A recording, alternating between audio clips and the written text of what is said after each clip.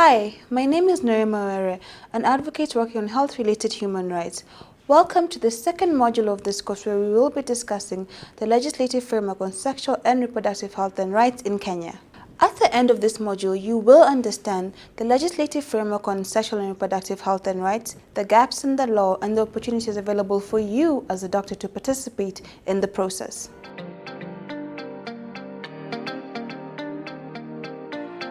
Welcome to the first chapter of this module, where we will be defining sexual and reproductive health and rights.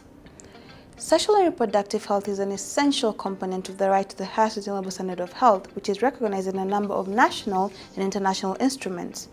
Reproductive health was defined in the 4th International Conference on Population Development held in Cairo, Egypt in 1994. In that conference, reproductive health was defined as a state of complete physical, mental and social well-being, and not merely the absence of infirmity or illness in all matters relating to reproductive health and reproductive processes. Sexual health takes a similar trajectory whereby sexual health is defined as having a complete and satisfying sex life. Sexual health is often subsumed within reproductive health, which is a conflation and a mistake. When this happens, programs and policies are often targeted towards women of reproductive age, which means that people who are not of reproductive age but who are still engaging in sex are excluded from programs and policy. Reproductive rights rest on the capacity of all individuals or couples to decide if and when to have children and the frequency and spacing of those children.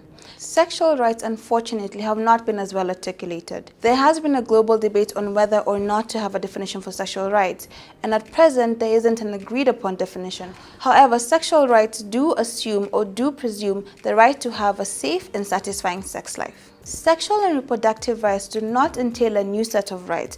They entail existing rights in constitutions and international law that are normally already considered, such as the right to privacy, the right to be free from coercion, the right to bodily integrity, the right to be free from cruel, inhuman, or degrading treatment or punishment. These rights already exist in our discourse. However, it is the way that we understand them and articulate them that we can meaningfully reach to an understanding of what sexual and reproductive rights are. Sexual rights, similar to sexual health, are often subsumed in the discourse on reproductive rights. This creates a similar problem as it does in the discourse on health, whereby programs and policies are only targeted towards women of reproductive age. In the discourse on sexual rights, because they are subsumed within reproductive rights, the focus is on couples who are normally heterosexual and seeking to reproduce. Therefore, sexually active people who do not meet traditionally understood sexual activity are not included in policy and program. Some of the issues are seen in the treatment of key and affected populations within the HIV programs.